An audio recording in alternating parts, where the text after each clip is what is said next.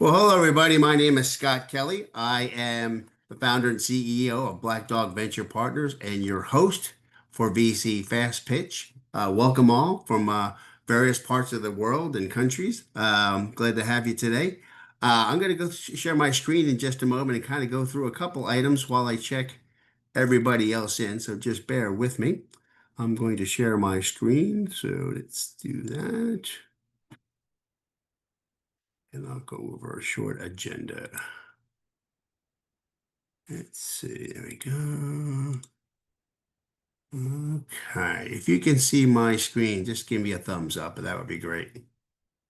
All righty, fantastic. All right, again, welcome to VC Fast Pitch. Again, I'm Scott Kelly. Thank you for coming today. Um, we have one of our sponsors for all our events is Fidelity Private Shares. They have a great all-in-one equity management platform that can be used for entrepreneurs, and we have a link for a special opportunity there. Unfortunately, our presenter for Jason is not available. He's under the weather, but so I wanted to make sure they got their proper props there. So let's do this. I'm going to go to the next screen. Okay. Got some upcoming events. We've partnered with our friends at 7BC. They're going to be hosting their global demo day on September 17th in New York City. Uh, also, we have a webinar coming up, the future of debt on Tuesday, September 23rd.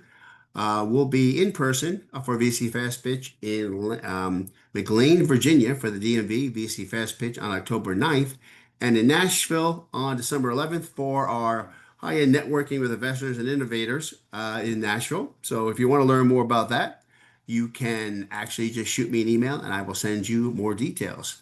Um, for other entrepreneurs listening today, we've got some great startup tools that we have available for you. So if you're interested in getting a good pitch deck template you can use, glossary investor terms, and all kinds of free and discounted resources, shoot me an email and just put startup funding tools in the subject line, and I will get that to you.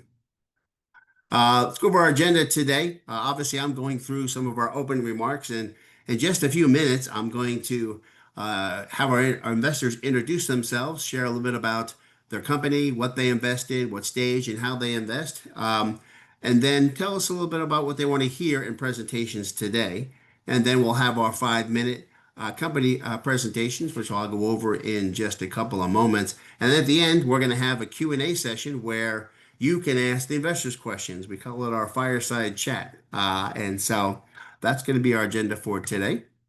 We've got 6 great companies. We've got Tommy Whitehead from AI Builder Company presenting first, followed by Josh Fertel at J3 and ForwardEHR. We have then Bob Frady from PropertyLens. And then after that, we have Anthony and Danielle presenting from Metagave Tequila, followed by Ken from Roboxi. And then we're going to close out with Rinad from Take Me or Heal Me. So we got some great companies presenting. And I'm just going to share just a couple of rules of the road for those that haven't been on the call before. First of all, please make sure you mute your audio so we don't interrupt the companies while they're presenting. There'll be an opportunity towards the end every morning. I let a few recording and note-taking apps in. I try to avoid that. But it is what it is now. Towards the end, what we'll do, we'll have a Q&A session after each presenting company. If you have a question, you can use the hand up feature through Zoom, or you can post in chat. And after each 5-minute pitch, there'll be Q&A from our investor panel. So start investors first. If there's some time remaining, we'll allow for other folks to answer questions. Keep in mind, if you're going to ask a question, it is not an opportunity to pitch. Ask a question to the entrepreneur. So if you could be so kind, don't post and prompt to do so. Well, I'll give you a couple opportunities there. And then, as always, if you've been in my event before, I always end with this with "Show me the money." So I'm going to unshare my screen. And what I'd like to do now is, if you are one of our investor panelists, if you could raise your hand, use the raise hand function on Zoom. Brett, you went old school, so I'm going to start with you. So Brett, why don't you share a little bit about your firm, what industries you invest in, what stage, check size and such. And then what do you want to hear from companies presenting today? Howdy, great to meet everyone, and thanks for taking the time. Founder of Charge Ventures. We're a 10-year-old fund in New York City, investing out of our third fund, about $100 million under management, right? $500,000 to $1 million checks in companies just getting off the ground. We're pre-seed or seed investors in companies like Clay, the marketing automation firm, Bison Trails, sold to Coinbase, company called Higgsfield AI, which is a hot AI company. We mostly invest in consumer, prosumer, PLG, bottoms up software. Thanks for having us. Fantastic. What do you want to hear from companies today? They're going to have 5 minutes. What can they tell you in 5 minutes that want you want to learn more? Well, I guess just a really clean explanation of why their business deserves to exist, why it's 10x better than the alternatives, why they have a right to win in the category as founders, and obviously any data that shows that all those things are happening. Fantastic. Thanks for joining us today. So, Ed Lafferty, Ed, welcome. Hey Scott, You there? thanks for having me. Hey, Appreciate it. Good Ed, to see you. welcome. Welcome. You're nice and clean in that white shirt. You look, Yeah, you got that. You should be on a bottle of cleaner or well, something. You I, look I haven't had lunch yet, so it's still white. So, Ed, share a little bit about your firm, how you invest, what you invest, and then what you want to hear today. All right, I'm Ed Lafferty. I'm with Saturn Partners. Saturn Partners invests in early stage companies in three different places. We invest in fintech, health tech, and green tech. We've been doing this for about 25 years now. And we're going to be raising our next fund next year. We typically have a check size between $500,000 and about $2 million for initial checks, and then we go up to $5 million. And our model is a little different than a lot of other VCs. What we do is we typically invest through our fund in some earlier stages, and then we follow the company through its later stages. Then we form SPVs to invest in those follow-ons. So that's our model. We've been doing it for a while. So look forward to hearing some good pitches today. And as far as what we like to see, I like to hear what makes you different than your competitors. Why should I invest in you? How are you going to make me 10 times my money for my investors? Because that's what VC does. We have to invest in things that are going to distance ourselves from our competitors and create some serious alpha.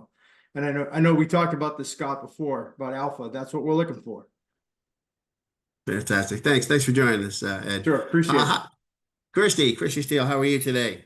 Hi, everyone. I'm doing well. Thanks for having me today. Looking forward to the event. So share a bit about yourself and your firm, and then what you want to hear today. Yeah, absolutely. So I'm an investor with Sands Capital Management. So we're an investment firm in the Washington, D.C. area, right in Roslyn. Been around 30 years.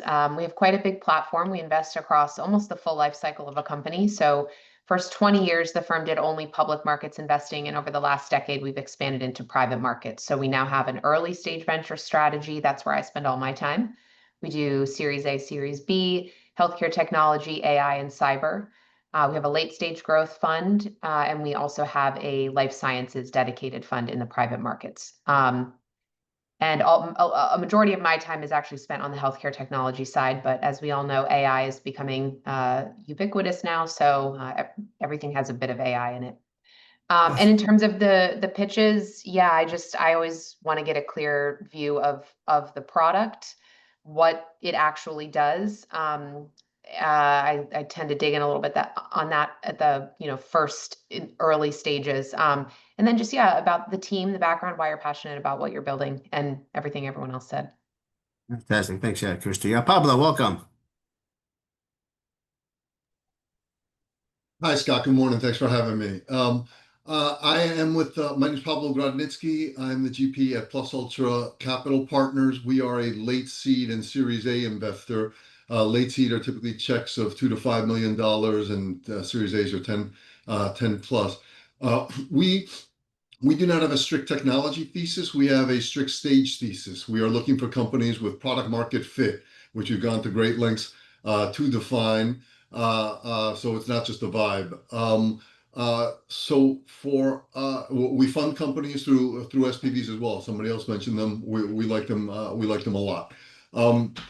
What I'd be looking for from the founders would be, I would love to see you have a great notion of how you're going to go to market, that your TAM, SAM, SOM analysis is well thought out, or at least rational, and that you've got a strong notion of where you fit in the competitive space that you are trying or expect to be accelerating into, on both the immediate and somewhat more distant areas. And of course, the strength of the team, which stuff doesn't mean fancy degrees. It means, the team that's going to help you climb Everest here, of doing entrepreneurialism. Well, fantastic. Thanks, Pablo. Lars, I saw you logged in. Lars, maybe you can share a little bit about yourself, your firm, and your investment thesis, and then kind of tell people what you want, the companies what you want to hear today. Yeah, thanks. Sorry, I had a little trouble getting connected, and I'm mobile. I'm mobile today. So, Lars Leckie with Aspenwood Ventures. We are the follow-on firm from Hummer Winblad Venture Partners. So I joined Hummer Winblad in 20 some odd years ago, and then spun out Aspenwood Ventures most recently. And we do the same investing that used to happen at Hummer Winblad. So we do only software. We tend to write the first check into a company, much like we were the first money in MuleSoft, we were the first money in Five9 and Sonatype, a bunch of companies. We'll fund from, two founders, a dog, and an idea, up to early product, early customer, early revenue type stuff. Sounds like a lot of the same stages that other people are focused on here. But we'll span that whole spectrum. I don't know whether to call us pre-seed, seed, or early A. I think was what I heard. We're sort of happy, and we're writing, call it $1 to $5 million checks. Okay. So, Lars, this is your first time here. What do you want to hear from somebody in 5 minutes to get you a second call? Yeah. Well, I was listening to what other folks were saying. I think the only thing I would add to that is I'm always curious, like, how the hell you ended up here, like where you got the motivation, what's your connection to this market? Like, why do you have this insight? I find those backstories usually give me a lot of insight. So, yeah. Fantastic. Thanks for joining us. I know we got a few others that logged in. I know Michael, you're new. Michael Dement, are you there? I'm here.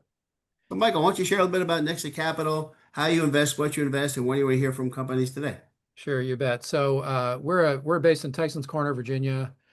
We've been around since 2007. We're an aerospace investment bank, but we do make direct investments in early stage opportunities that we like. We're actually one of the pitch companies today. We brought to Scott. Our check size is for us, it's usually $500,000 or less. We though do larger syndications through SPVs up to we've done up to $400 million. So what we want to hear today is why why the opportunity to invest can deliver the kinds of returns that we and our investors are looking for, which is usually about 10x. Fantastic. Thanks for joining us today. So I know that he just logged in. Where is he? Justin, are you there? Justin Colbeck. I am, Scott, so I'm a couple minutes late. No worries. Everybody, we got to do a mobile fast pitch, I think, for everybody in their cars. So, but hey, Justin, thanks for joining us. Share about yourself. You got a legendary career in investing. Share about yourself, what you invest in, and then tell everybody what you want to hear in presentations today. Thank you. It's a long time. Been doing this a bit over 20 years. I was a partner at Bain Capital Ventures. I opened up their West Coast office for them. I was a partner at Lightspeed for a number of years. So, a lot of early investments in Grubhub, Stitch Fix, number 2 on Snapchat at the seed. I've done a lot of personal investing over the years in companies like Open Door, Uber, SpaceX in 2012, Whatnot more recently, a bunch of stuff. And I run a seed fund. I will sometimes do pre-seed, but honestly, most of the time I'm looking for just the product to be in market and to see some kind of early signal, even if there's no growth, just around kind of what I think was leading indicators of growth, retention, engagement. And then what am I looking for? Look, I like technical founders I like category defining companies, especially markets that look really small at first and can grow quite a bit as the product gets traction. And I can't remember who said something kind of like this, but why are you the perfect person to go build this, and why is right now the time to build it? Fantastic. Thanks for joining us, Jess. Appreciate it. So Thanks, I know Jeff. we got a few others that just logged in. I see the Expert Dojo logo or image. So is that Brian on the call? It is.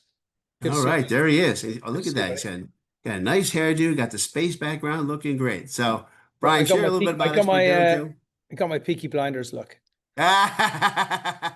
So share a little bit about Expert Dojo, how you invest, what you invest in, and then what you want to hear today. Sure. As everybody knows by now, we're moving pretty heavily into the private equity game, having taken a pretty large stake over in Matchbook, and that's going fantastic. Started out as I like to think we're actually private equity disguised as an accelerator and venture capital, because we know how to make the money, but we also want to make sure that we get to know folks really well before we put in large amounts of money into it. So we invest very early stage, 50, 100K checks, put our growth hackers in with the companies, work with them. We've got a great breadth of companies, probably a couple of hundred around the world now.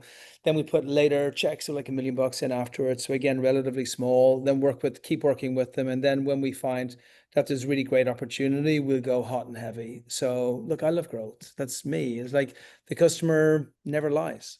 That's what's cool. Awesome. So we just listen to And the what can someone tell you today to pique your interest? that they care more about the customer than the investors. Fantastic. Thanks for joining us again, Brian. Appreciate that. So, and obviously you've got some great things going on in India. We want to share a couple of minutes, a second about that?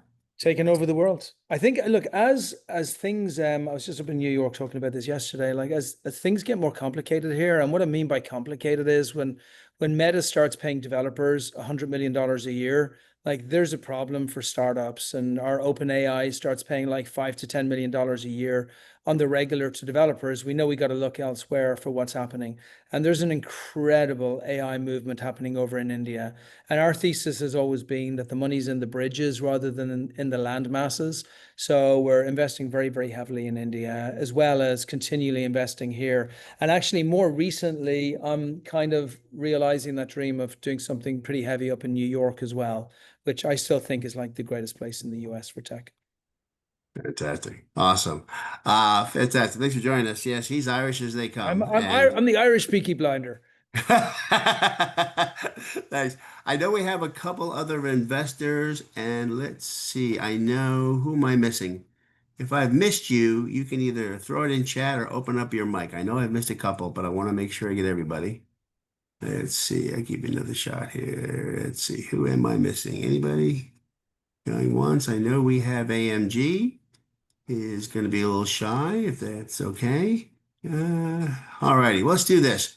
If I missed anybody, we can have them jump in at a later point and have them introduce themselves as we go. So let's do this. I want to get right into the getting. So I'm going to put the presenting companies in chat. We've got 6 great companies today. And so for some of you who haven't been on this call before, you get 5 minutes. 5 minutes exactly. So what's going to happen is as the companies begun to do their presentation, they're going to share their screen. I'm going to count them down 3, 2, 1. At 30 seconds, they're going to get a note in chat with a 30-second warning. And then 5 minutes, then I'm going to yell at them in the best Irish ditty I can come up with in deference to Brian. And then after you're done, then you'll have some opportunity to open up for Q&A. So again, we got some great companies. We go over them again. We'll have AI Builder coming up first, followed by J38 and ForwardEHR, PropertyLens, Metagave, Tequila, Roboxi, and then Take Me or Heal Me. We've got a really good variety of companies today, which I'm really excited about. We're kind of hitting all spectrums today. So, but as I said, let's get to getting. So I am going to ask Tommy Whitehead to jump in and share his screen. All ready, Scott? All right. All right, Tommy, I'm going to count you down 3, 2, 1 in just a moment. Look for 30-second left in chat, and then at 5 minutes, well, you're done. All righty, Tommy. 3, 2, 1, go. Hi, I'm Tommy Whitehead. I like to tell people I build homes and I build community. I've also built the AI Builder company. But first, a little bit of backstory. I am a local Floridian. I was born and raised in a poor environment. I had to claw my way up to doing what I'm doing today, which is launching. I've launched a successful construction company for the last 8 years. I managed to 10x the volume and revenue for that. So I understand construction. I've also made a small little media empire to help shepherd through the message of my construction. And now, with those two successful companies behind me, I'm currently working on the AI Builder company. So we want to revolutionize construction with artificial intelligence. We want to automate plan analysis, material takeoffs, and save contractors time. So I'm going to give you a quick stat. 40% of the construction workforce is retiring in the next 5 years, and we don't have enough people to replace them. So we have to find additional means of getting construction completed faster. That's not just labor. That's just not the person with a hammer in their hand. That's also individuals like me, licensed contractors, licensed architects, that have to spend less time doing menial tasks like takeoffs, estimations, and measurements. And AI has the ability to do that, and we already have a tool that can help do that. Our solution right now is in beta testing for electrical plans. What it does is it uses our own large language model to visually detect a PDF plan. It will be expanded to be able to connect directly into auto drafting plans or programs. But right now, it can scan PDF plans and it can tell you a number of quantities of takeoffs, X number of light fixtures, Y number of outlets and receptacles, X number of wire, compared to a client database for pricing. And in seconds, right now, 33 seconds for an electrical plan, it can actually spit out your estimation. This takes hours, days, weeks off of contractors, subcontractors trying to get their estimates out the door. I have no shortage of leads in the construction industry. I have a bottleneck when it comes to getting proper and accurate estimates out the door. Construction is slow to adapt new technologies. That aging industry that I talked about is they're at the edge of retirement and they're not wanting to adopt as much. But the next generation, my generation and construction professionals, are looking for these tools and resources to make sure that we can get our jobs done more effectively and more profitably. We've had interest from local small contractors all the way up to national and regional and national contractors. Couple of our competitors, that we are not alone with what we're doing. However, we're standing out from what other competitors are doing. We have programs like House Pro, which I tried to use as a contractor. It intermittently works. It's not an effective interface, and it doesn't provide accurate information. You have Toggle AI that does similar things. It can give you some estimations based on knowledge base, but it can't read plans. Then you're going all the way up to things like Procore, which is a leading project management tool, but they don't have estimates to write. It's still a laborious process of clicking and scaling every single thing you're doing. What we're offering is a product that can actually be a point and click interface, usable not just by a trained estimator, but by a business owner or licensed professional. Right now, phase one is AI takeoffs. We have the electrical trade demo live and available to schedule an appointment to see. We want to expand into mechanical, plumbing, and other general contractors. We want to get all the way to the point where it'll notice a CMU block wall, be able to measure the length, the width, the height based on the legends, and be able to calculate an actual per block price that's needed in that house. We want to fully integrate it into other takeoff suites and platforms because we see that there are excessive project management softwares. Again, I mentioned Procore, Buildertrend, my company uses. We would like to be able to directly integrate those with API interfaces so that when your estimates can come in and translate into a customer-facing, company-designed template out of your system. And our models are proprietary. We're not using ChatGPT as a backbone. If OpenAI goes down, we're still up. Right now, we're looking to offer this as a software as a subscription services. We're estimating about $5,000 per year for a license. It'll be a little higher for that if it is on a monthly basis. We're just targeting for 100 seats by the end of year 2. We want to flush out those bugs, and 500 plus by the end of year 3.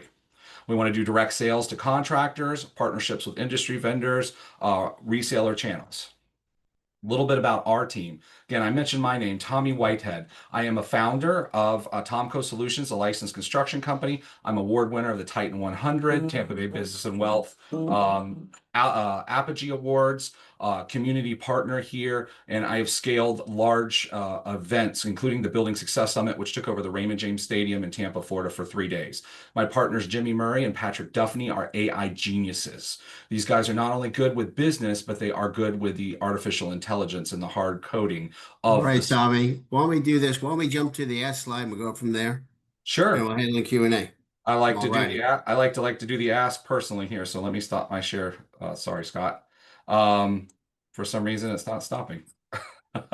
Okay, so we are currently asking $4 million for our product for a 20% take in the company. We believe that that'll get us to full development mode. We want to take that $4 million. It's primarily going to be into research and development that we're investing. We are also going to put that into marketing, sales, and education. I have quite an extensive experience on stage. All right, Tommy, I'm going to have to cut you off. You're Yes, way sir. over 5 minutes. All righty. So while we jump into Q&A, if our investor panelists have a question, you can use the raise hand function or you can post it in chat. So talk to me a little bit more about, how you go to market. Obviously, you've got a large network of contractors. Why did you pick electricians first? Electricals are more quantity based. You can identify an outlet. The legends are easy to test a model. And so when you're training your AI, it can visually detect faster. Plumbing fixtures get a little more complex, still completely doable, but to be able to get a functional prototype proof of concept, electrical seemed like it was the easiest route in the residential means. Okay. If we have investors that have questions, you feel free to post them in chat or raise your hand and ask them to Tommy directly. Tommy, what's your breakdown of the Well, I use see a couple there. I'm sorry, we do? Scott. So Brett, just to answer your question about the model and the tech, we designed our own large language model. We built it ourselves. The data that we're using right now is a conglomerate of data from my construction company. As I mentioned, I have a successful construction company and other construction partners using data to train the model on. I would be happy to set up a meeting with our tech team to make sure that you get very specific tech answers. I don't want to step too far into that. And then Michael, focus on lumber. Focus on lumber yards. So this tech, the cool part about this visual detection is it's a matter of training now.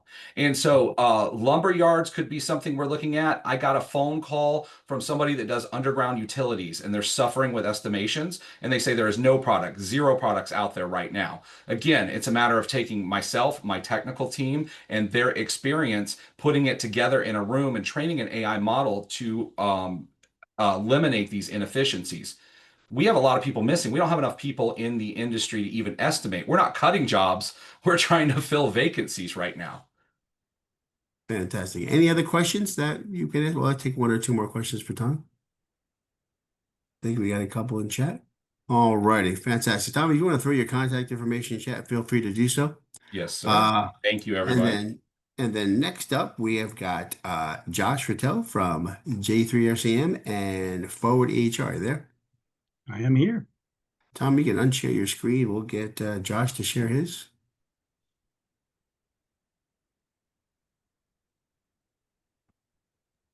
Scott, I thought I'm unshared. It's not showing me as sharing a screen. Let me see if Okay. All right. It's all right, Josh. You want to share the screen? There. Okay, got it. That's there. Okay, you should be good now, Josh.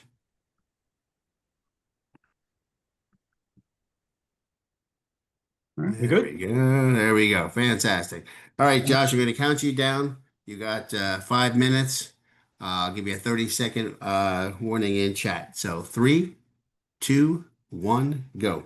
Hey, good afternoon, everybody. My name is Josh Fertel. I am the owner of J3 Revenue Cycle Management here in Fort Lauderdale, Florida. We provide medical billing services to private practices across the country. We use any specialty from primary care to surgery to dermatology, lab companies, ambulance. We do everything that there is under the sun. We are a 4-year-old company. I started the company 4 years ago when I had my own health problem, which I can get into later. We have been profitable from year 1. Revenue this year will be over $600,000, 2025. 50% of it will come in the last quarter, so we are scaling nicely. And we have been profitable from the beginning. We'll have 25% earnings at the end of this year. what we're trying to do in these 4 years that I've been in this business is I've uncovered the problem of lack of financial education for providers. Doctors, they go to school to fix people. They are not taught how to run a business. And I find that it's our responsibility as their partners to help them with that, because we are partners. When they do better, we do better. Which brings me to the electronic health records. EHRs were developed almost 20 years ago with the sole purpose of putting in patient information, having it coded, sending it off to the payers so that they can pay the claim. It hasn't really evolved in the past 20 years except for some AI. But what it has is a lot of information, a lot of financial information, which sometimes is hard to find. And what we want to do is we want to get that front and center for our clients and our providers. Information like receivables, information like aged AR, patient responsibility for patients that are coming in today, high dollar amounts that are owed by patients, unsigned notes, which just clog up cash flow altogether. And if we can get that information nice and easy and put it right in front of our providers that they can look at right in the morning of the day, it's going to improve their patient awareness, and they'll be able to take care of their patients and not worry about the finances. The best part about our product is we are going to give it away for free. There is not going to be a charge monthly. We're going to make our money on the billing side. It's designed to make everything effortless. All the crucial financial data that a practice needs is going to be right up front. Legacy EHRs, they bury their reports. You have to go through 3 or 4 clicks, do some downloads, and then try to read the data that's given to you without having the education. The EHR that we're thinking about eliminates any extensive training. A lot of clicks, red lights and green lights. What's good? What's bad? What do I need to keep my eyes on? Who do I need to go to get the answers? Is it my office manager? Is it my front desk? Is it my biller, so that I can run my company efficiently? Market opportunity, medical billing is a $100 billion business. 50% of providers are unhappy with their current EHRs because of the cost and because of the complexity of working with them. And of course, billing and cash flow are the #1 pain points for 70% of the practices. And that's why if we give them a good opportunity and good software to use, we are ripe for disruption. Our main competitor, I want you to concentrate, is Athena Health.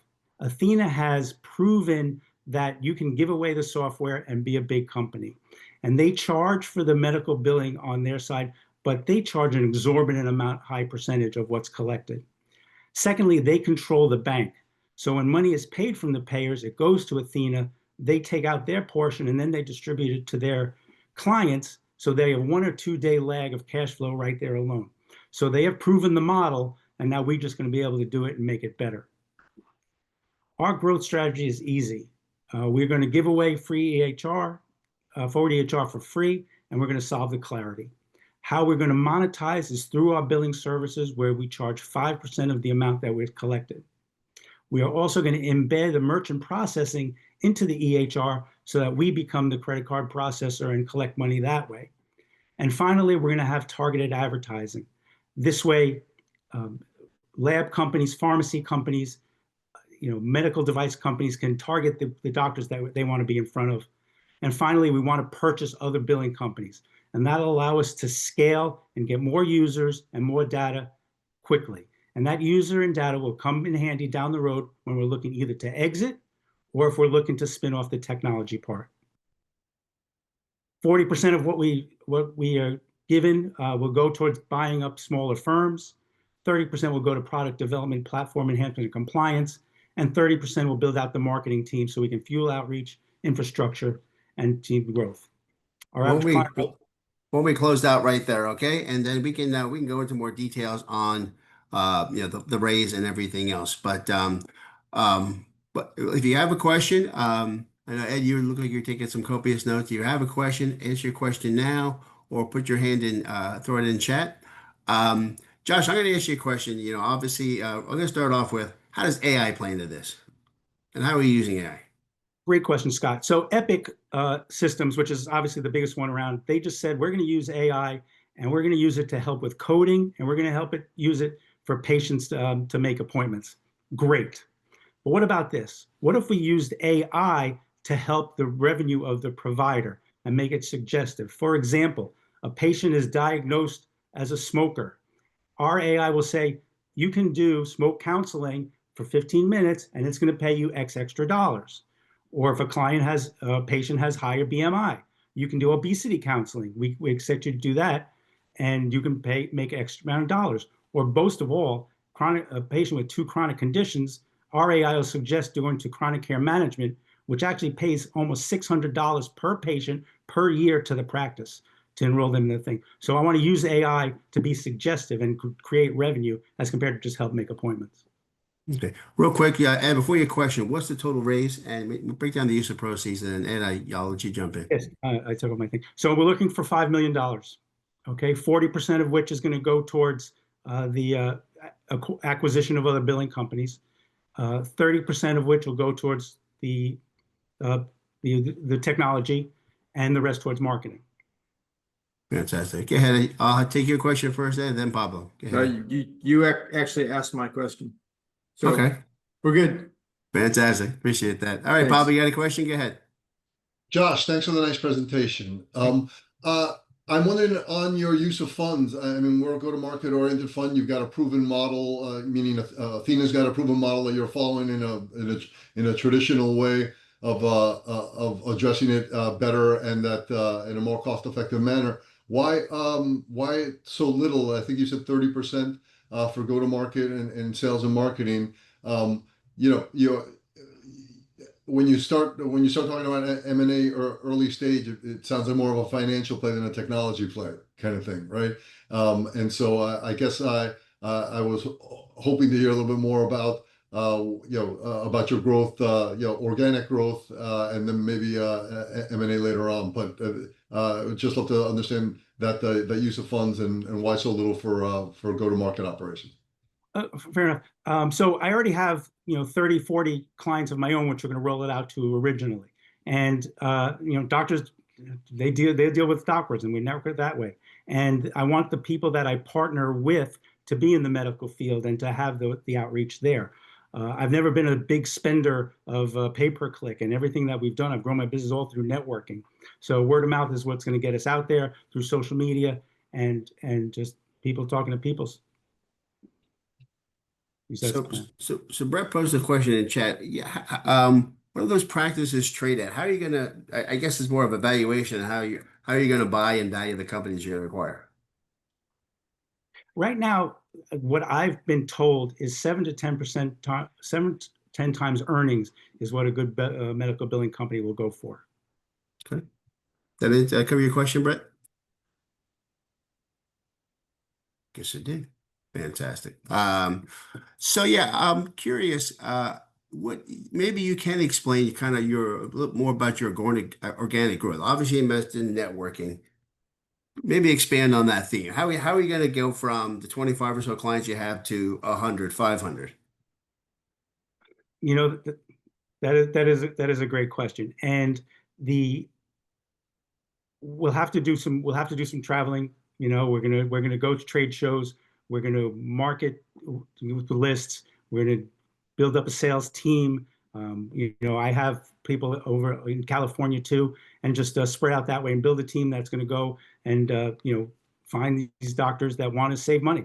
There are doctors that are paying $3,000 a month for their EHR when ours is going to be free, and they still have to pay for their billing company. We're going to be able to find those that are just getting started that want to try to save money. So it's going to be just massive deportation of people. Fantastic. Probably you got to follow up. Go ahead. Yeah, Josh, do you have you talk a lot about the team? Do you have someone on the team who's got experience in those kind of financial roll-ups, private equity, those kinds of things? Because I do not, which is why I'm here. Right.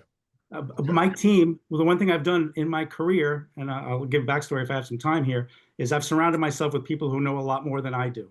I've been doing this for 4 years. I was in a whole different industry before that. The people that I have hired that are running the show, 5-year, 10-year, 15 years in the billing business. I was in the car business for 30 years. And in 2021, I had a surgery for cancer, and I'm great now, but I spent 2 months recuperating, and I wanted to learn something new, and I wanted to be in the medical field.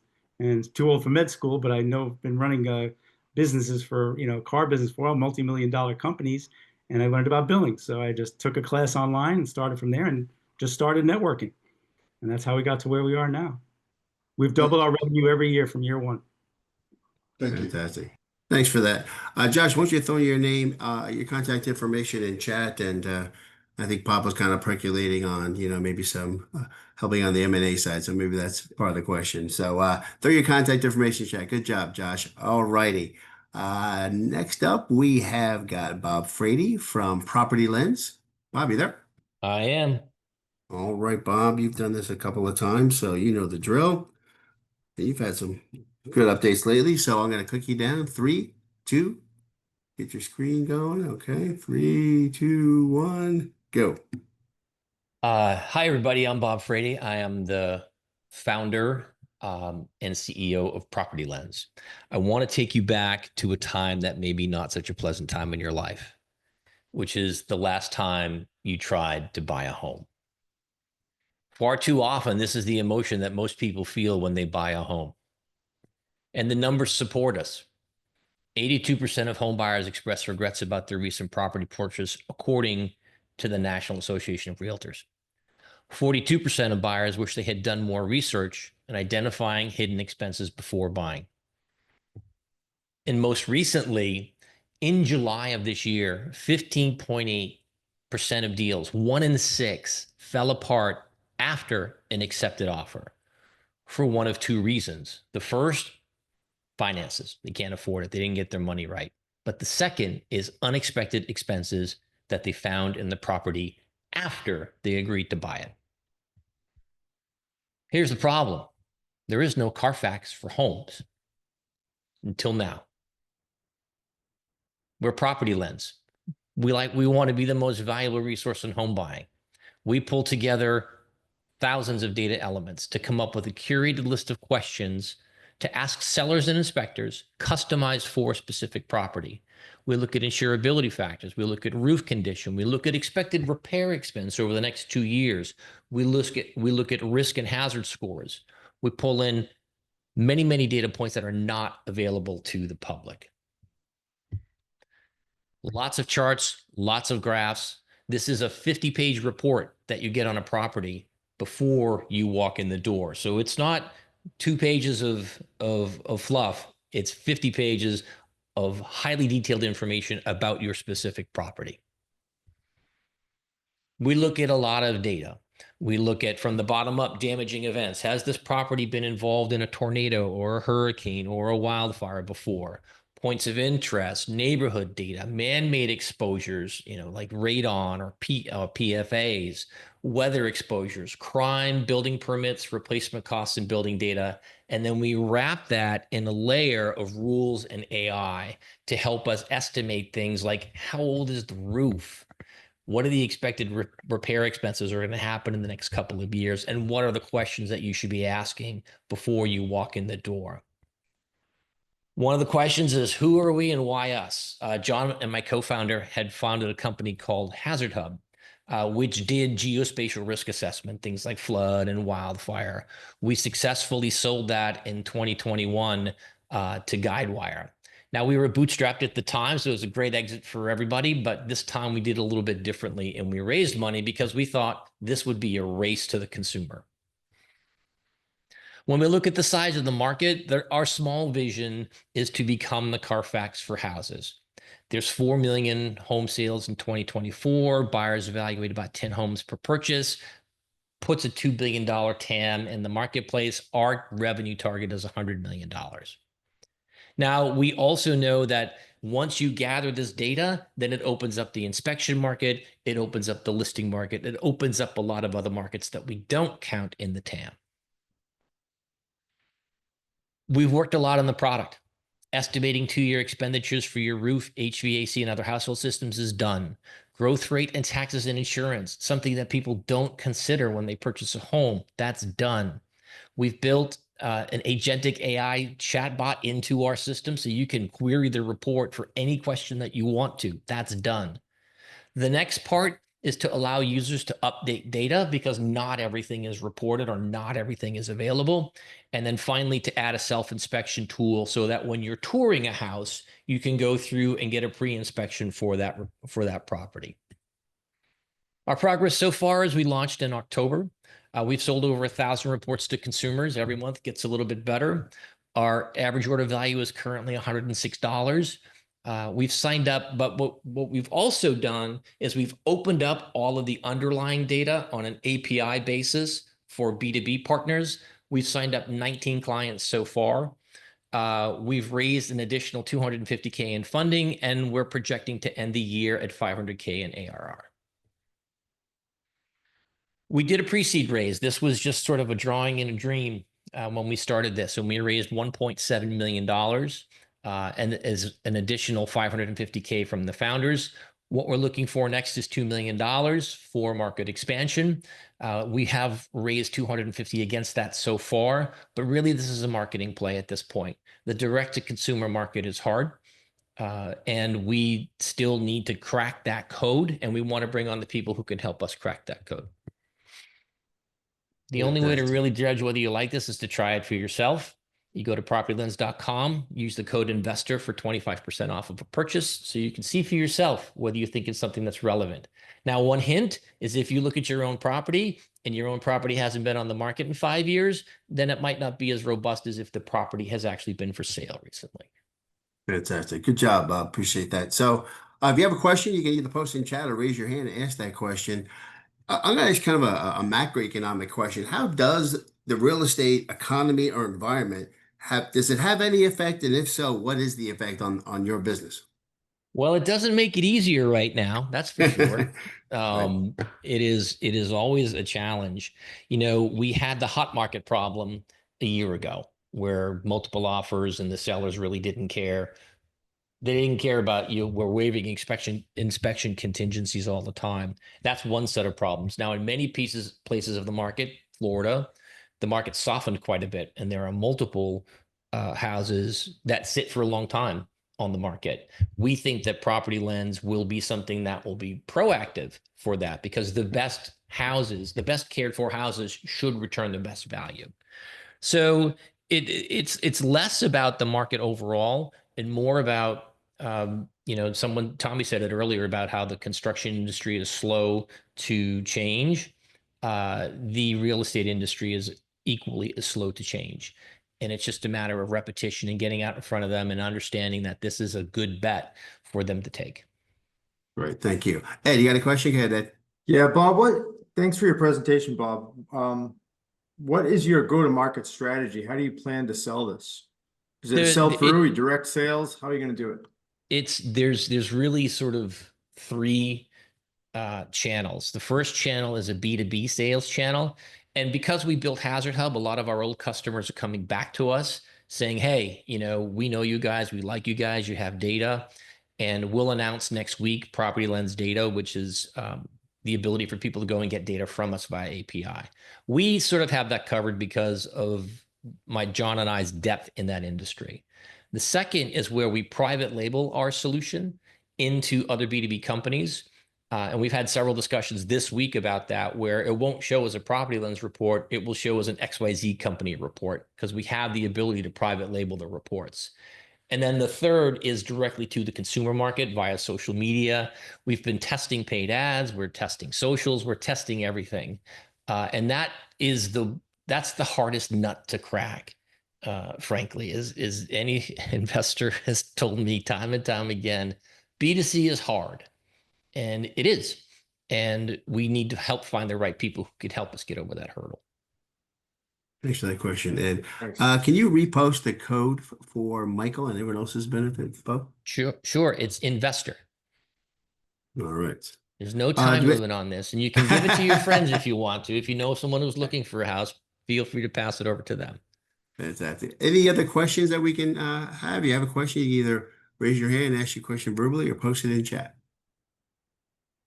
Bob, are you finding, is this I mean, they're slow to adopt. I mean, it seems like, I mean, obviously everywhere, but Florida in particular, it seems like everybody's brother or sister is a real estate agent. So, I mean, Is it going after agencies? I know, I remember back in the day, you would have these title companies host these big coffee and lunch meetings just to get real estate agents to use the title company. Would that be a similar approach? Are you going to go after the agents? And if so, how would you do that?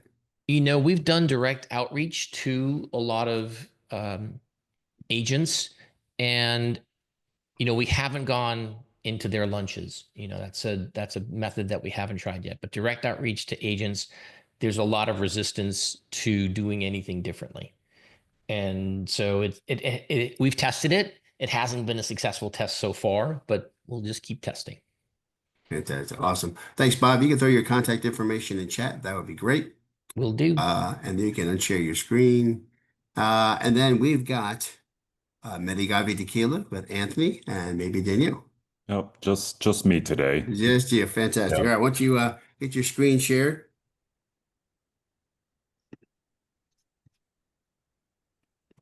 Alrighty. And let me know when you're ready to go and I'll count you down. Alrighty. You ready to go?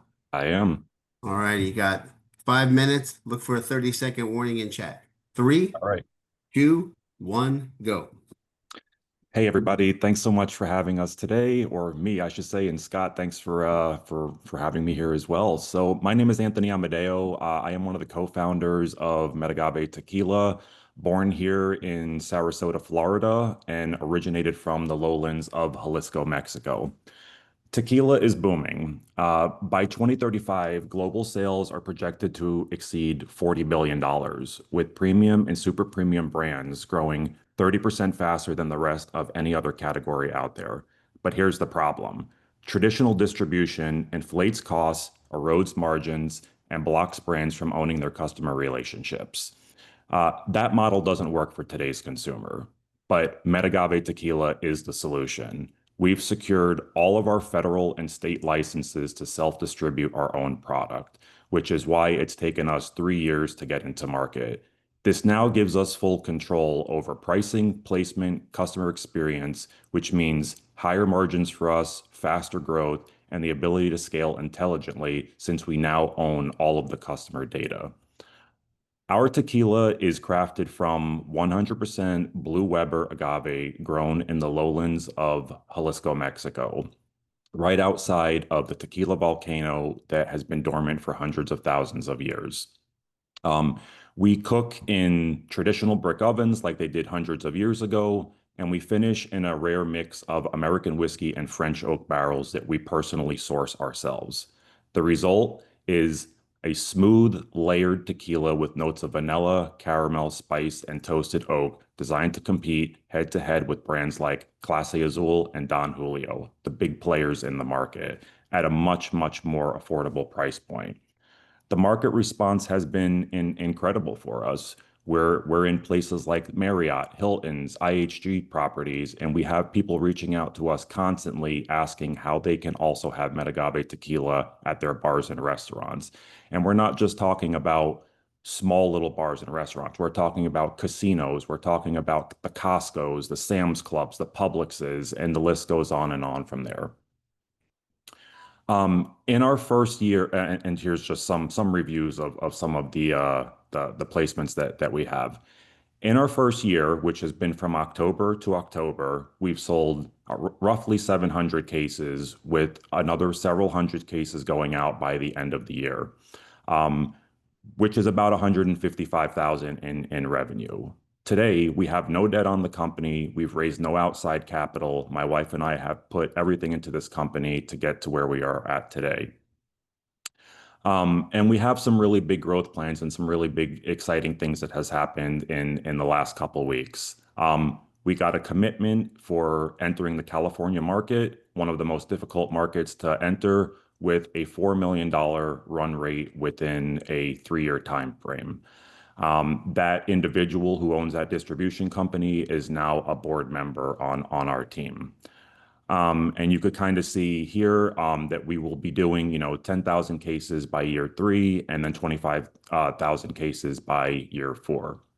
Now, that obviously could grow. This is only based on 2 markets, Florida and California, and we're working on securing our our licenses in several other key states such as Nevada, Arizona, New York, New Jersey, and Georgia as well.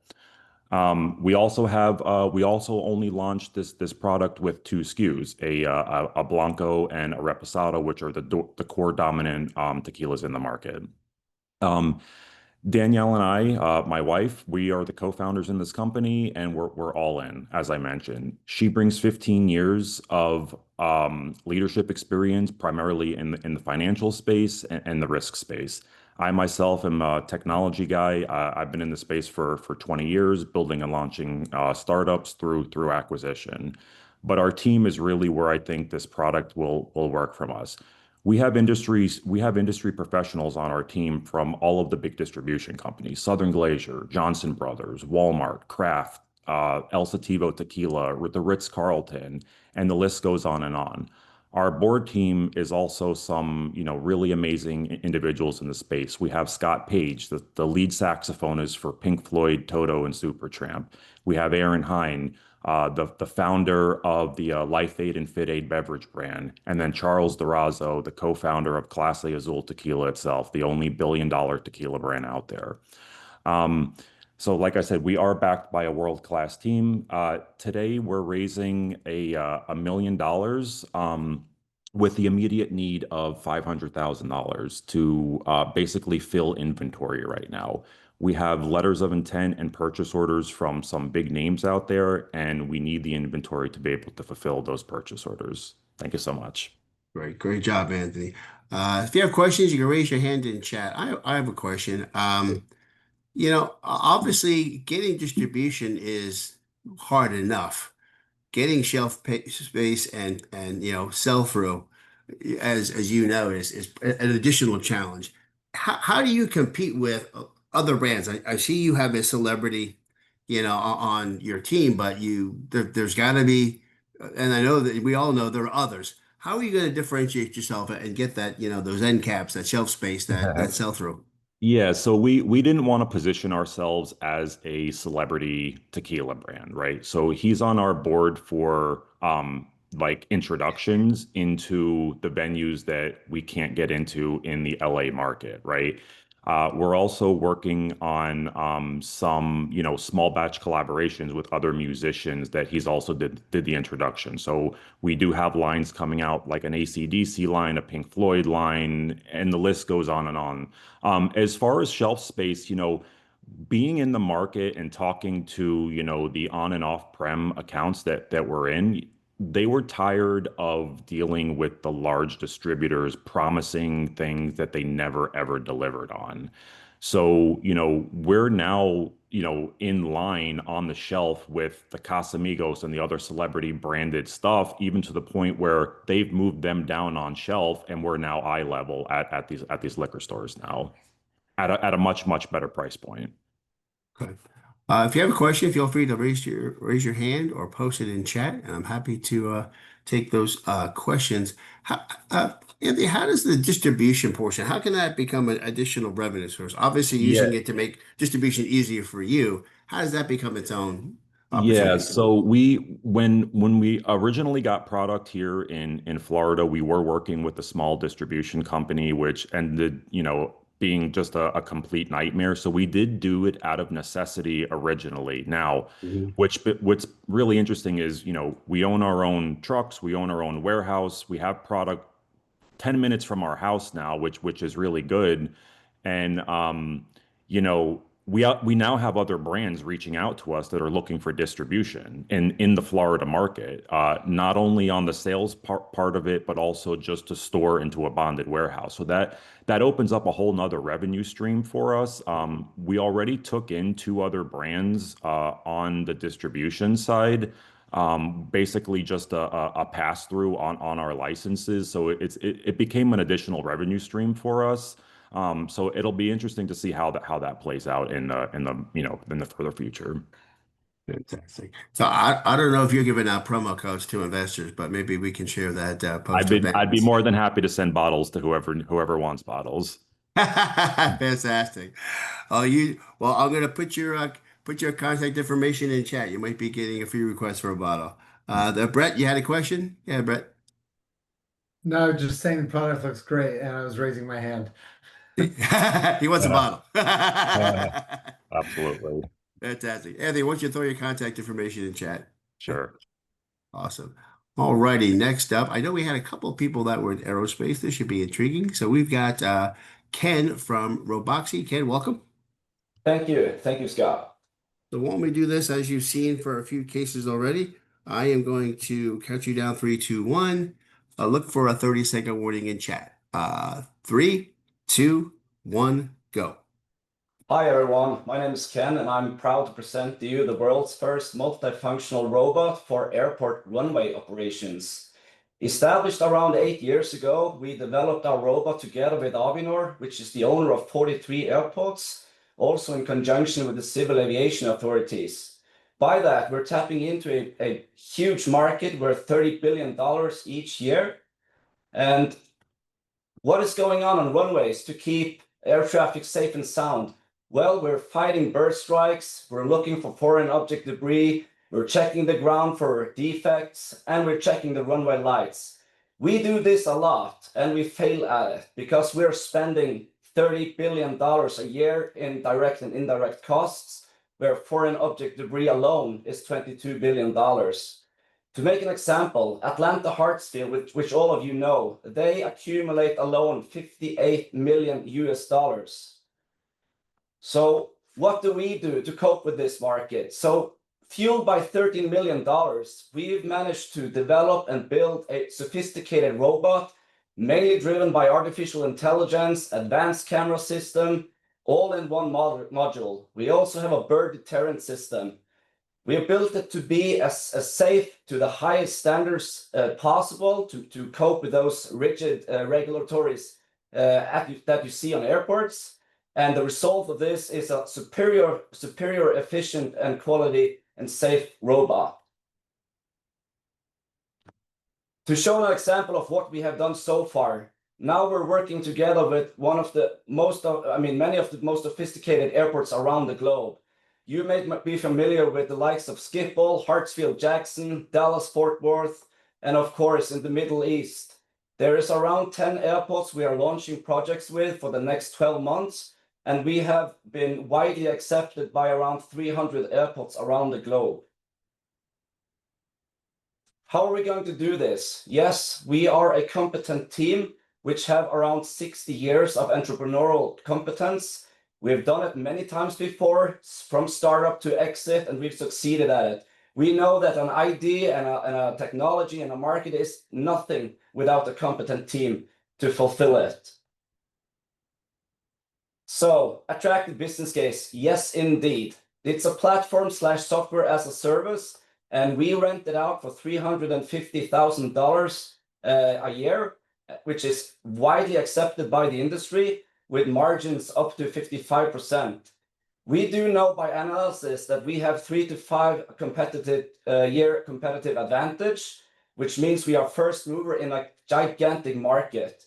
This has already been field proven with several major airports, and we are commercial. We are looking to raise $1 million US to our continued journey against a Series A round. All righty. Fantastic. Great job. If you have a question, post your questions in chat or raise your hand. So you mentioned that you are renting this out. Why'd you choose that model versus selling the units? It's a very attractive model, and we are able to upgrade our software as we go. We all know that AI is going in super speed, so we need to be able to upgrade our software systems. But then again, it's a very neat business model. Okay, fantastic. Justin, you had a question. Go ahead, Justin.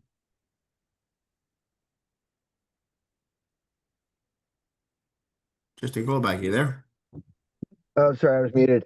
Sorry. Yeah, I just want to clarify something. So I thought you said that you charge $350,000 per year per customer, and you have 300 customers. Is that right? No, we have a market acceptance from 300 airports globally, which means they're all in like the journey towards a project. but we don't have a chance to serve all 300. So we have around 10 airports around the globe that's going to start with this technology for the next 12 months. Okay, and just to follow up, so you have 10 airports paying 350, so you guys are at kind of 3 million ARR, roughly.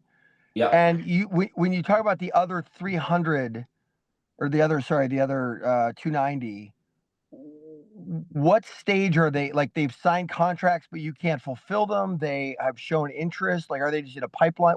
How are you defining those 300, I guess?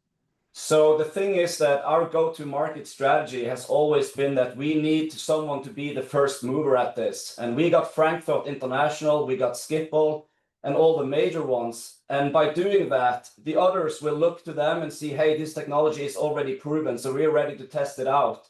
But being pioneers in this, I mean, delivering autonomy in airports, that's not a simple thing to do. So these guys are looking to each other for confirmations and case studies. Okay. Michael had a question, probably in line with what Justin asked. Have you actually secured agreements with the airports like in Frankfurt, Abu Dhabi, and Atlanta?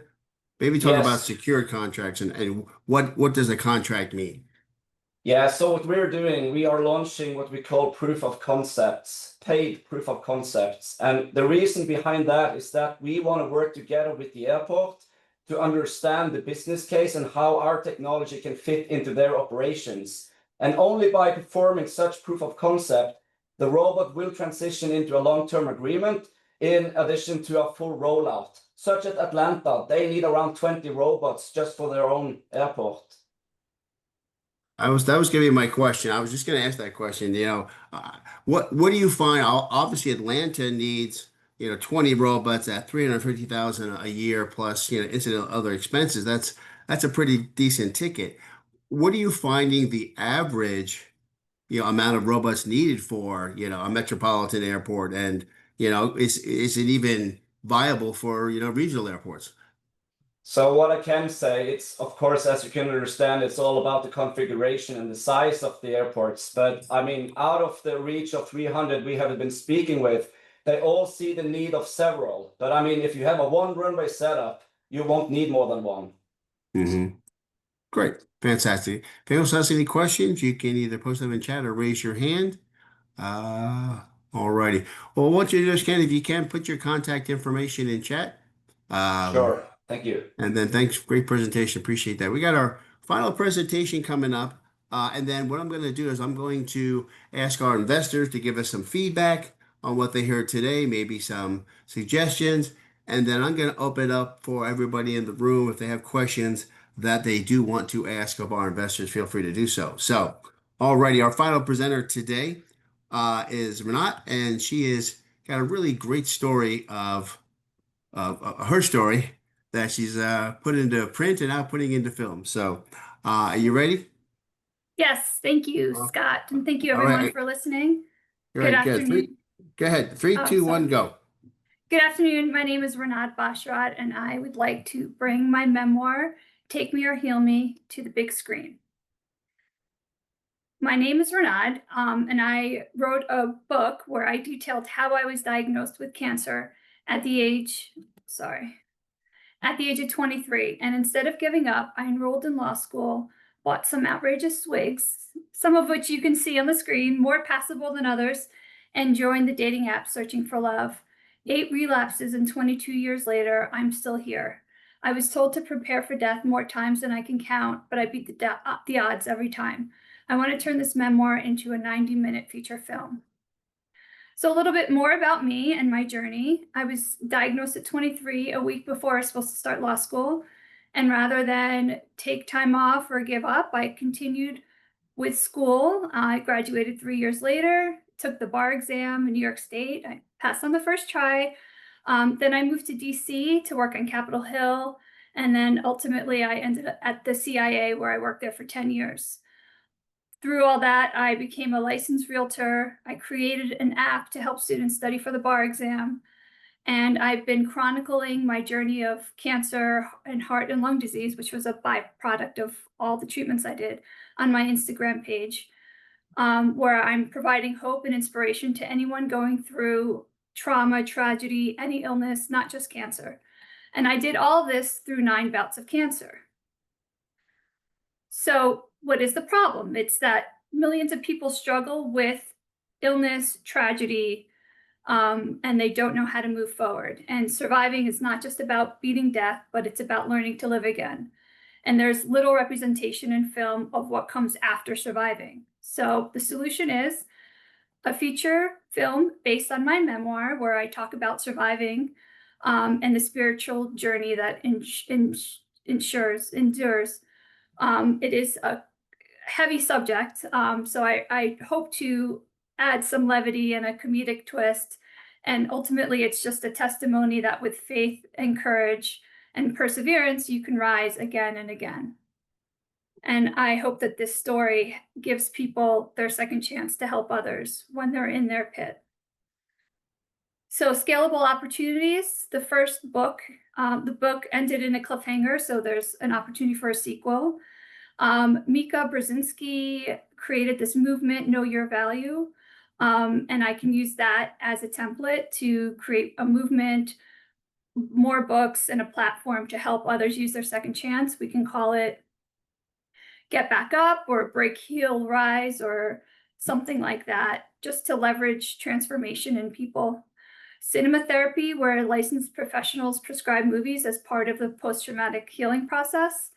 And then there's the Angel Studios crowd distribution model. I'm going to talk a little bit about that on the next slide. And then the usual box office, theater, and streaming.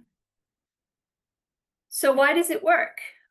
This would work because there are so many famous actors that have come out that are creating either faith-based content or clean content. So you have Chris Pratt, Mark Wahlberg, Kirk Cameron for years have, drawn the line in the sand in terms of what they want to act in and what they want to bring to the screen.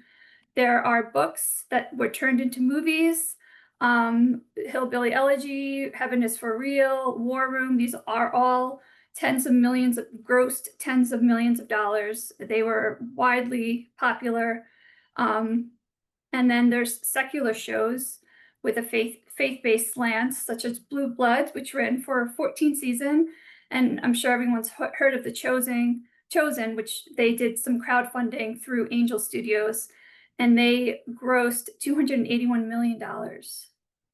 So my team, I have a great team. Ron Newcomb is actually on this call.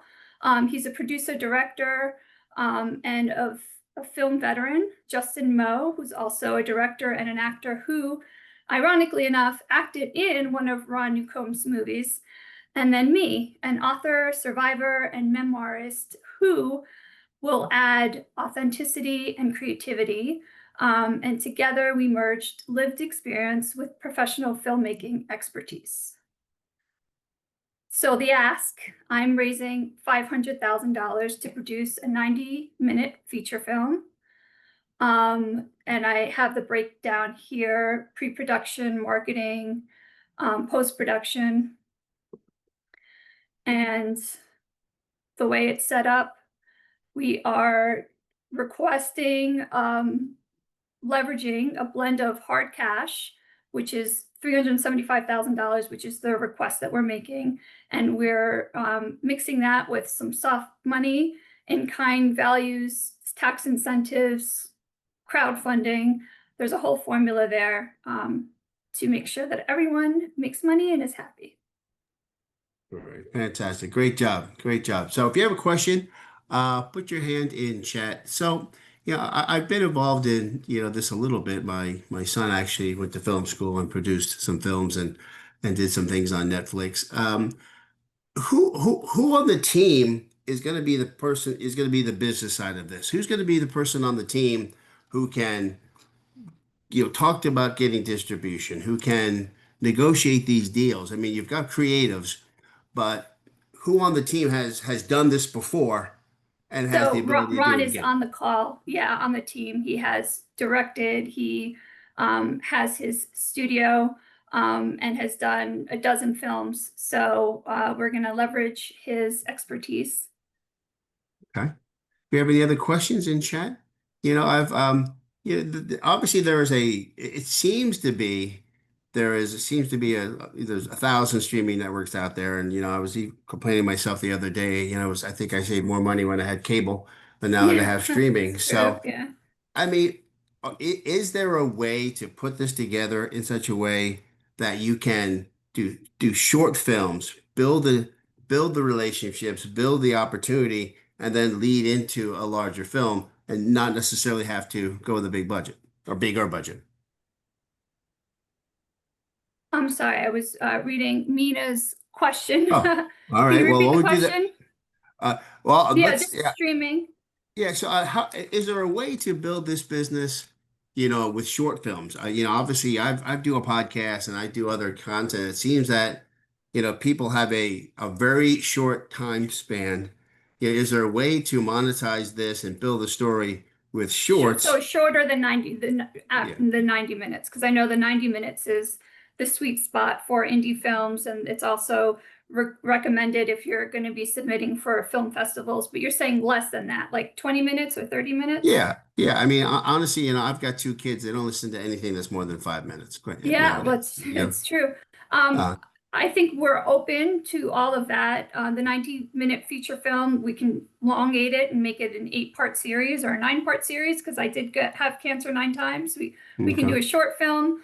And to answer the previous question along with it is pre-production. So the script development would be in the pre-production part.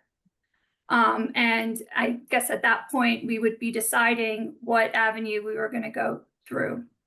is someone on the team going to be putting together Yes, so the Justin script? Moe and I have already started talking about script, and I want to be part of the writing process as well.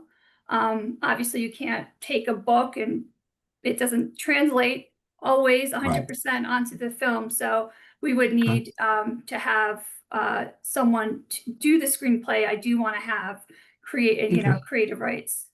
Fantastic. Brian, you had a question? Go ahead, Brian. Yeah, I mean, I know a little bit about this. First of all, look, straight investors, especially investors like are on this call, is a tough audience for you because most of us are looking for technology, scalable startups. You have a very emotional product, which means that the people that are going to be highly engaged with these are people who are going to be touched by cancer. And so I like that you mentioned crowdfunding. I actually have one of the companies we invested in India, Metagave, are pretty close to unicorn if they haven't hit unicorn already. And they're building Disney by tokenizing movies. They already have 2 blockbusters over in India and are doing a ton more. And so I think the whole tokenizing and crowdfunding is really good. But here was my question. So I just want to give you a little bit of background. How did the book do? I actually have about 2 or 3 very quick questions, but I just want to start it with how did the book do? Because if you got picked up by an author, if it became a best-selling novel, then that's the equivalent to, somebody on YouTube having millions of views of a song and a publisher picking you up. If you self-published it on Amazon and sold a couple of copies, it puts you in a slightly different category. It doesn't mean it can't be done. It just means it's It's a little harder, to get done. So I launched right in the middle of COVID, which was bad timing. I did have a book launch and I had a whole bunch of book talks set up through all Barnes and Nobles, and COVID happened, and then we had to take down shop. And then I started doing some marketing on Instagram. I did create a page. I definitely would need the marketing and distribution, the funding in order to rev that back up. How did I do? I sold under 1,000.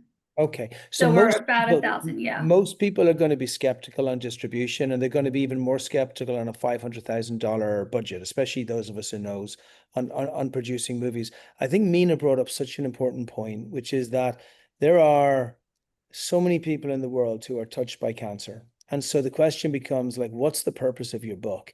If the purpose of your book is to make a enjoyable entertainment series like Blue Bloods, I think you're wasting your time and it'll be incredibly hard to do. If the purpose of your book is to bring alignment, awareness, lessons around cancer and how you can live it, then you turn it into a purpose, into a movement, and you go to people who've been touched by cancer and say, we're going to do a crowdfunding campaign. And actually, this is what we would like to get out on the other side. And this is the benefit to cancer survivors or the families of cancer providers. And then you can make it enjoyable and fun and all those things as well. But the main purpose becomes a much easier sell to people who pretty much 100% expect to get no financial return on the book. Okay, well, thank you for that. That's my suggestion. And look at tokenization as well. If you send me over some details on it, I'm very happy to. Where's your ethnicity? I'm Jordanian. Okay. From Jordan. I was hoping. Okay, that's fine. I look Indian. I get that. I was hoping for Indian, but I'll take Jordanian. But like I'll happily connect you with Mugafi, and so they can have a look at what you're doing. But thank you. I really appreciate that. Thank you. Thanks, And I Anthony. always appreciate constructive criticism. I'm the theme of this is not just, oh, hey, I had cancer. It's, hey, I had it 9 times, and every time you have to get back up. And it is just a tool to help people realize that, tragedy helps, hits everyone. No one's immune. Right. It's how do you react after? I actually think it's deeper than that in some ways. And sorry, forgive me if I'm like off base. Yeah, no, I appreciate it. I think you won. And I think that's a whole different conversation. Like if you beat cancer 9 times, and you're still around 20 odd years later, you won. And so it's not about even take me. I love the picture on the front of your book and everything, but I don't even think it's like take me or cure me. I think it's like I beat you. And you come back next time and I'll beat you again. It'll come back next time. And that's actually a very powerful message for folks who are in the cancer space. Anyway, that's really good feedback, because I used to tell my kids that they love stories with happy endings. I tell them every story with a happy ending has a crappy middle. But thanks for that, Rinad. And if you can, just throw your contact information in chat. It's got a few people there that may have some resources, opportunities to help you there. So, all righty. Well, I'm just going to put in chat just to recap the companies that presented today. And I would love to get some feedback from our investors on what they heard today, any advice or recommendations.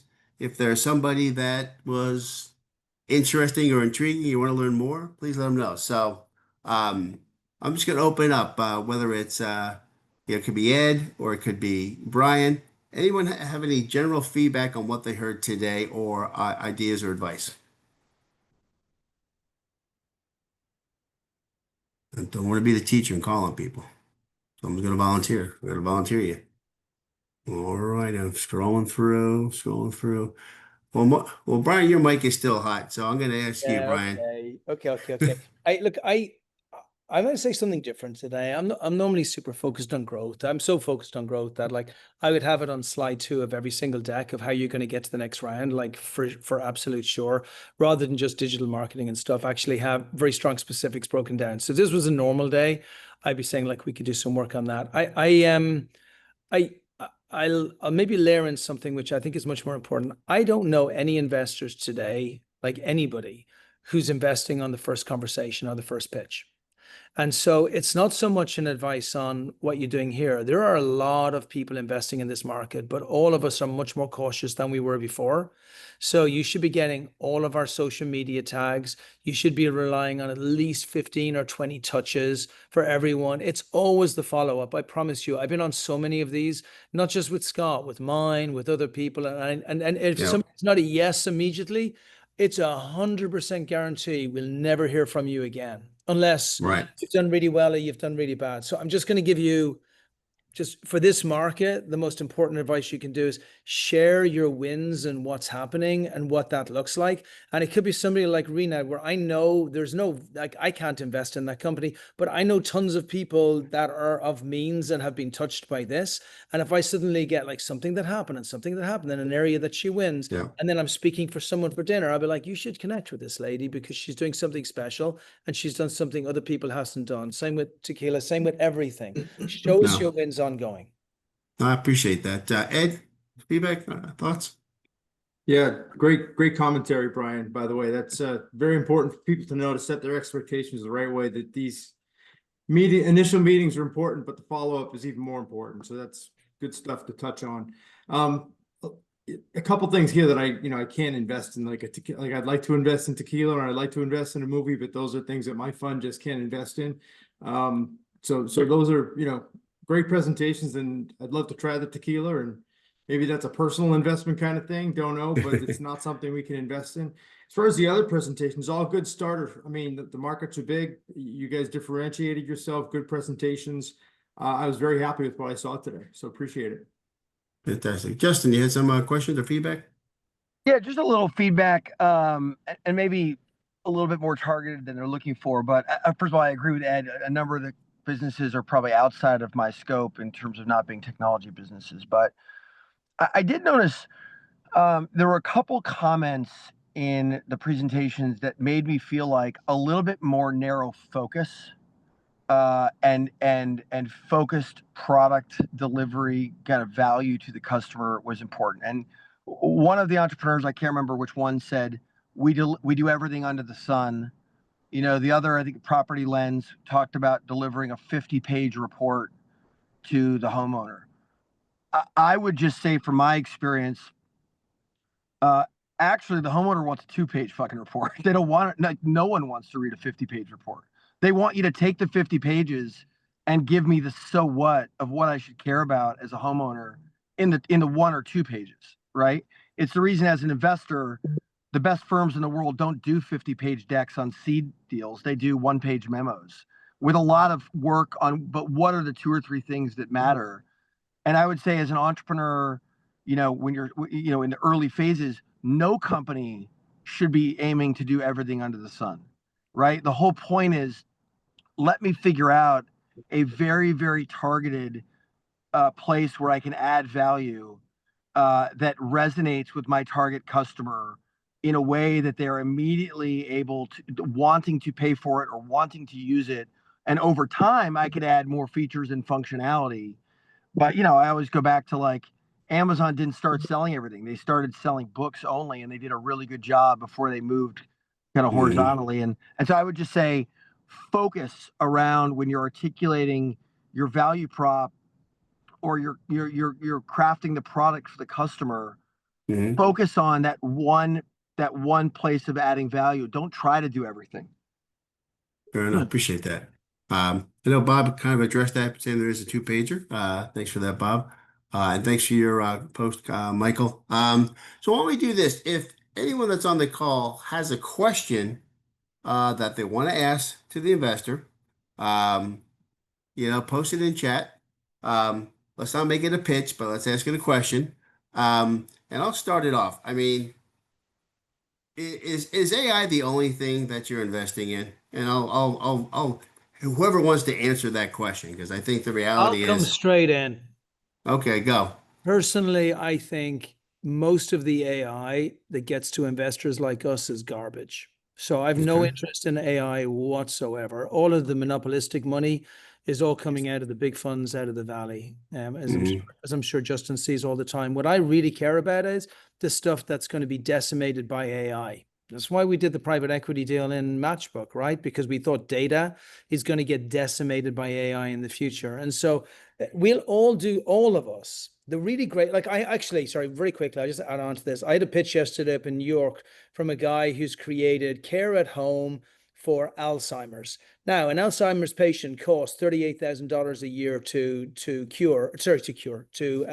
maintain, while you can maintain it at home for $13,000 a year. One of our best companies here has just gone, like Clinexus, just went to like 38 million with no revenue taken in a servicey type company with care at home.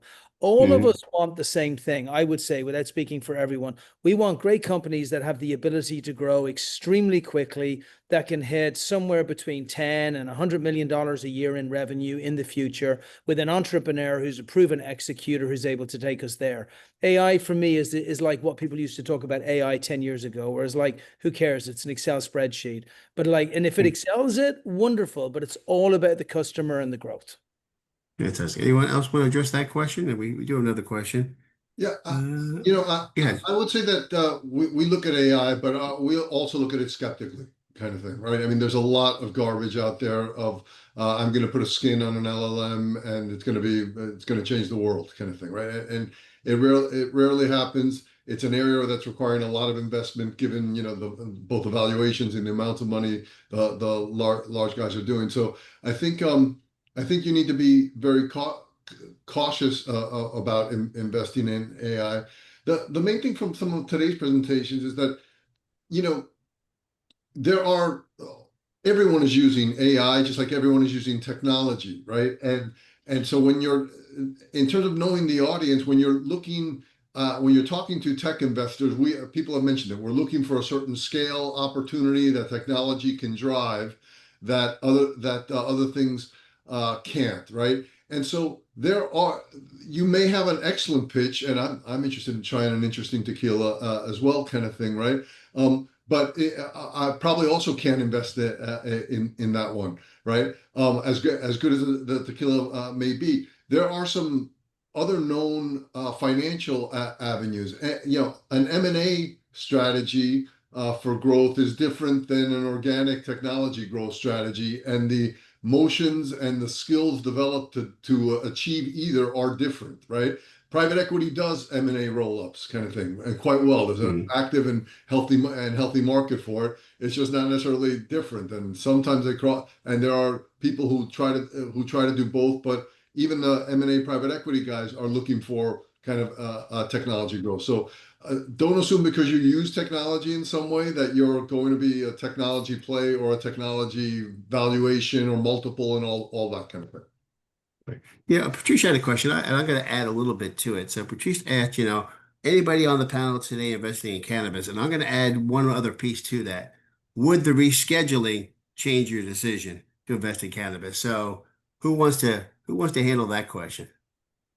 Or the two questions I asked. First of all, are any of the investors on the panel, have they invested in cannabis? Will they invest in cannabis?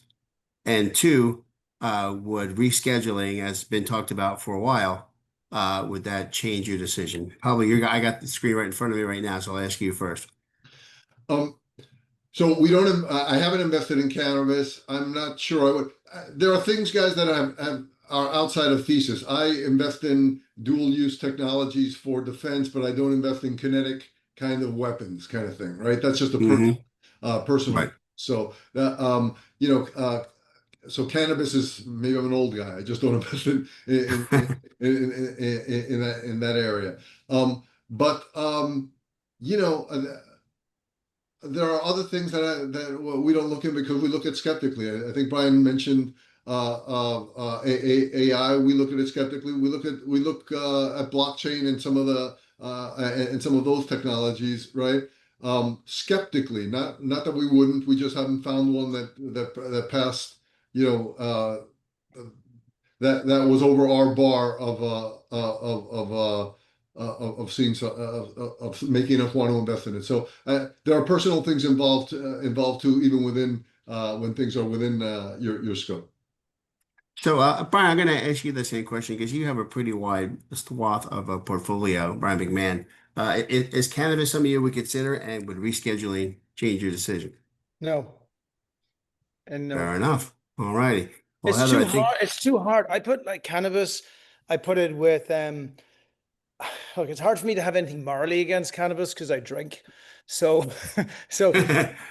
it's kind of, but I do.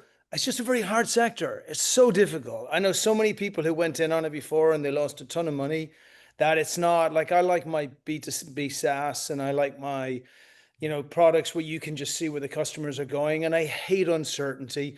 And cannabis has just been filled with uncertainty for like 10, 15 years, and it will continue to be so. So nothing against it. There's other people who are amazing at it, like a med tech investor, but it's just not me. So Heather, for your question, I'm going to ask you to just send me some information, and if I have the right person to introduce you to, I'll do that. Scott, we would invest in it if it was clinical. Okay, fair enough. We would make an investment, but we would not make an commercial and a commercial B2C type setting. Right. If there was a real clinical way, if it cured a problem that was a clinical problem, that we would take a look at it. Other than that, we would not. That's good feedback. Anybody else want to handle that question? I thought I heard someone else. All right. Well, while we do this, we're going to close up. I'm going to close it up now. But before we do that, well, let me see. I'll take one more question. That's great. Okay. I thought you meant great, but that's okay. Investors in healthcare. Who is in healthcare? Ed? There's Ed. Okay. Fantastic. All right. Great. Well, let's do this. If any of our investors have any final thoughts or anything, maybe they want to share where they think the industry's going. Obviously, there's been a lot of talk about, what is VC today, or does anyone want to address how they're changing, how they do due diligence, what they're picking, how is AI impacting what their investment thesis, or how they do due diligence? Anyone want to provide some final thoughts? Ed, you got Can right there. Can I just pick on Josh for a second? Sure. Josh gave part of his presentation was invest in me, and some of your money is going to go to investing in other companies, kind of a roll-up strategy. Most VCs don't do that. That's more of a private equity thing. Private equities will typically go into a proven company and use that as a platform, and then use that platform for acquisitions or make acquisitions outside of the platform during the roll-up kind of in their fund. Okay. Typically, people want to see the business, venture investors will want to see the business perform before they make any other investments, regardless. So it's business first, business performance first, acquisition second. Fantastic. Awesome. Anybody else want to jump in? Go ahead. All right, I think everything. All right. Well, let's do this. I appreciate thank you for congratulations to all the companies that presented today, and thank you for all the investors for their feedback, and for everyone else that was on the call today. I'll say one thing. Sorry, jump in. Yeah, hi Dan, how you doing? I'm doing well. Maybe tell them who you are first. You came late. Dan Einhorn. I'm sorry, I had a call that ran a little late. Capital Midwest. We're in Milwaukee, Wisconsin. We're a software fund, currently investing in our fourth fund. We're about halfway through the investment period. The way you answer questions is kind of interesting, and you can do it the right way and the wrong way. The guy that was talking about his property deal with the mortgages, and someone was asking about, do you have anyone that has expertise on that? And the right answer is, if you don't, is no. And I think we get lost a little bit in open and honest discussion of where we are, because first of all, it's all gonna play out in due diligence at the end of the day, if anyone's doing any modicum of due diligence. So I was happy to hear, look, you have your expertise. This is what our core competency is. This is what I'm really good at. This is what I'm not and where I need help. And yes, I'm raising money because I'm going to get this help. And I thought that was a really good answer. So just wanted to point that out as we close up here. Fantastic. Anyone else want to share any feedback? All right. I'll just say, look, Scott, I'll just say this is the best time for entrepreneurs, period. I agree. It's the best time. And we all know that, like, wherever anybody is on the political spectrum, we all know that our current president is not going to want to end on a bad year. So we're probably going to have a pretty shitty rest of this year for funding. It's probably going to be a little bit tough next year, but you got to believe the following years are going to be bumper years. So as an entrepreneur, you only have one job. It's not even raising money right now. There's money out there. There's lots of VCs out there. There's lots of angels. You just got to build your traction and then build trust in all of the investors that you're keeping on that tickle list in very simple, easy to read paragraphs. Just got another customer, just got another customer. And I'm serious, there will be more unicorns. Everybody is looking for unicorns now. There's going to be a fucking like avalanche of them in the future. Now, us VCs, it's a harder time. I don't know. I'd be recommending anyone to be a VC right now, but as a founder, it's the best time. Yeah, Brian, you're absolutely right. It's just because everyone thinks it's a yes or no. Sometimes it's a not yet, and you have to get to convert the not yet with updates and traction. So I very much appreciate that. So, but thanks for that, Brian. Thanks for everyone else. And so in closing, again, thanks everybody for being on the call. And what I'd like to do is, as I always say, if something you didn't like, tell me. If something you love, tell everybody else. And I will see you all very soon. And like I said, the recording will be coming post haste. You all have a great day. Thanks, Scott. Take care. Thank you. Take care.